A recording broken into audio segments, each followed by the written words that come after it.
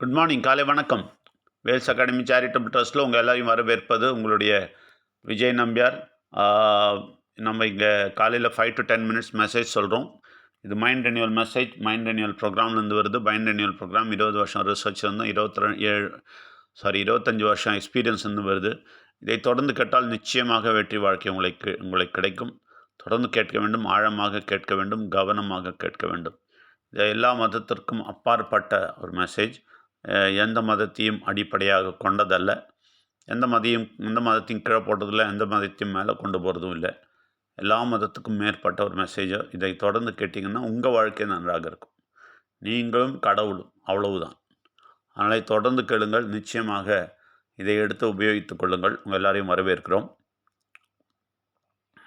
நீங்கள் ஒரு விஷயம் நல்லா புரிஞ்சுங்க. ஸ்கூலில் போகிற பசங்கள்லேருந்து, காலேஜில் படிக்கிற பசங்கள்லேருந்து யாரை பார்த்தீங்கன்னாலும் கொஞ்சம் மார்க் எடுத்துக்கிட்டாங்கன்னா என்ன சொல்கிறாங்கன்னு கவனித்து பார்த்தீங்களா? அவங்க கொஞ்சம் மார்க் எடுத்து ஃபஸ்ட்டு இப்போது இதில் பப்ளிக் எக்ஸாமில் ஃபஸ்ட் எடுத்துட்டா இன்டர்வியூ பண்ணுறாங்க பாருங்கள். அவங்கள கேட்டால், நான் நல்லா படித்தேன், பெற்றோர்கள் உதவி செய்தார்கள், நான் படித்த ஸ்கூல் உதவி செஞ்சுது, எல்லாம் தான் சொல்லுவாங்களே தவிர ஒருபோதும் கடவுளை முன்னே வைக்க மாட்டார்கள். இதுதான் பெரிய தோல்வி பாருங்கள் வாழ்க்கையில். கடவுளை முன்னே வைக்கவே மாட்டாங்க. இதெல்லாம் தான் சொல்லுவாங்க, ஆனால் கடவுளை ஃப்ரண்ட்டில் வைக்கவே மாட்டாங்க. என்ன காரணம் அப்படின்னா, சின்ன வயசுலேருந்தே அவங்கள அப்படி தான் வளர்த்துருக்குறாங்க. ஆனால் சின்ன வயசில் பார்த்திங்கன்னா பயங்கர பக்தி காமிச்சு கொடுத்துருக்காங்க. சாமி கும்பிட்றா, கோயிலுக்கு போடா, எல்லாம் பண்ணியிருப்பாங்க. அதெல்லாம் அழகாக பண்ணியிருப்பாங்க. ஆனால் இந்த விஷயத்த சொல்லி கொடுத்துருக்க மாட்டாங்க. அதாவது முதல்ல வைக்கணும், கடவுளை முதல்ல வைக்கணும் அப்படின்றது இவங்களுக்கு தெரிஞ்சது தானே, செய்கிறதில்ல. அதனால் பாருங்கள், கடவுளை முதல்ல வைக்கிறதே இல்லை. நம்ம எல்லா வெற்றிக்கும்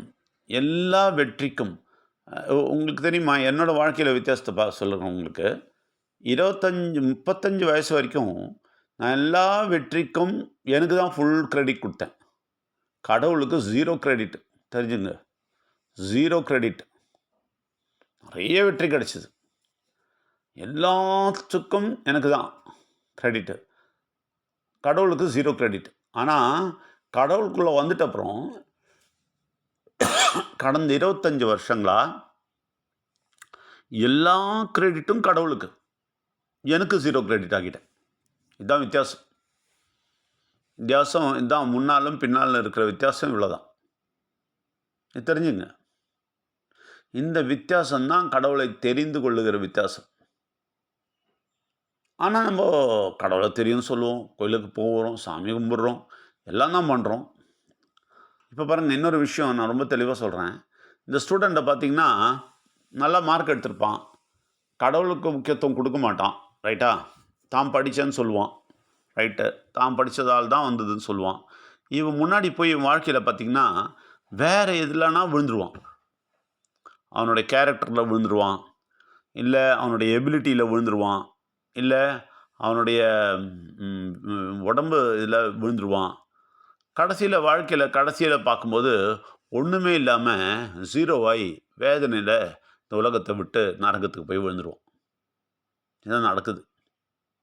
அப்போ நல்லா புரிஞ்சுங்க, என்ன செய்யணும் அப்படின்னா, கடவுளை முதல்ல வைக்கணும். இதை நல்லா பழகிக்கணும்.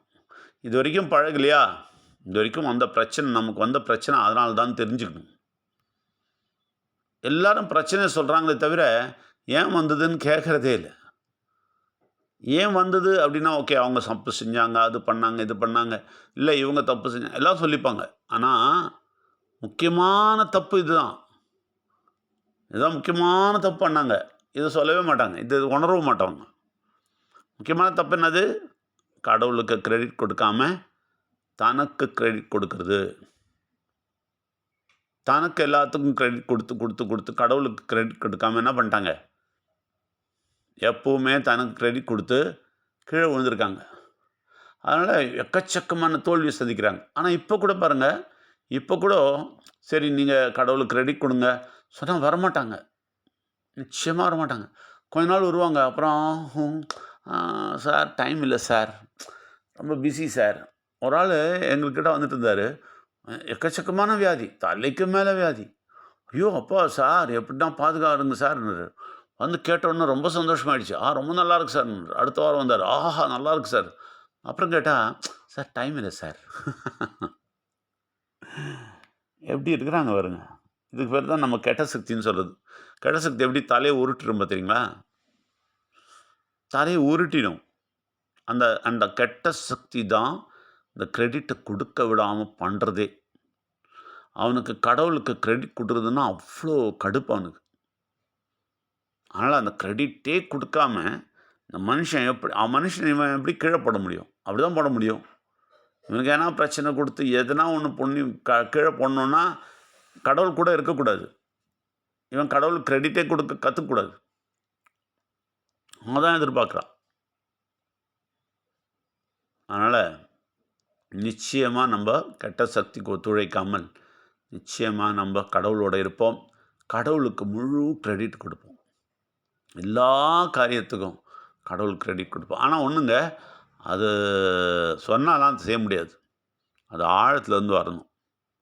இருதயத்தின் ஆழத்துலருந்து வரணும். அதனால தான் சில பிள்ளைங்களுக்கெல்லாம் ஏன் முடியல அப்டின்னா, அவன் செய்யறதில்ல. ஏன் அப்டின்னா, சின்ன வயசுலேருந்தே சொல்லிக் குடுக்கல. நல்லா பூஜை பண்ண கத்துக் குடுத்துட்டாங்க, சாமி கும்பிட கத்துக் குடுத்துட்டாங்க. ம். ஆனா இந்த விஷயம் கத்துக் குடுங்கப்பான்னா, இவங்களுக்கே பிடிக்காது. என்ன சார் இது? அது எதனா பண்ணணும் சார். அப்பதானே சார் கடவுள் பார்க்க முடியும். இது என்ன சார் இது? இப்படி பேசிட்டே இருக்குது. அப்புறம் எல்லாம் புரிஞ்சுக்கிறது, அப்புறம் உள்ள பேசுறது. அ என்னமோ என்னமோ இது என்னமோ இன்ட்ரெஸ்ட்டா இல்ல சார். என்னமோ இன்ட்ரெஸ்ட்டா இல்ல சார். எங்கன்னா ஒரு பூஜை மாரி செய்யுங்க சார். எப்படி இருக்காங்க பாருங்க மனுஷங்க. வாழ்க்கையில வெற்றியே வேண்டாம். கெட்ட சக்தி என்ன சொல்லுதோ அத செஞ்சுக்கிட்டு முன்னாடி போயிட்டே இருக்க வேண்டியது தான். அதனால நான் கிளியரா சொல்றேன் உங்களுக்கு. ஒரே ஒரு வழி உங்களுக்கு கடவுளுக்கு முதல் இடம் கொடுப்பது. அப்போ கடவுளுக்கு முதலிடம் கொடுக்கணும்னா, கடவுளை பற்றி சரியாக புரிந்து கொள்வது. சரியாக புரிந்து கொள்வதுன்னா, விநாயகர பத்தி சரியா புரிஞ்சுக்கிறது. விக்னேஸ்வர் யாருன்னு இன்னும் யாருக்குமே தெரியாது. திருப்பி சொல்றேன். அதனால மட்டும் தான் கடவுளுக்கு முதன்மை இடம் கொடுக்கவில்லை.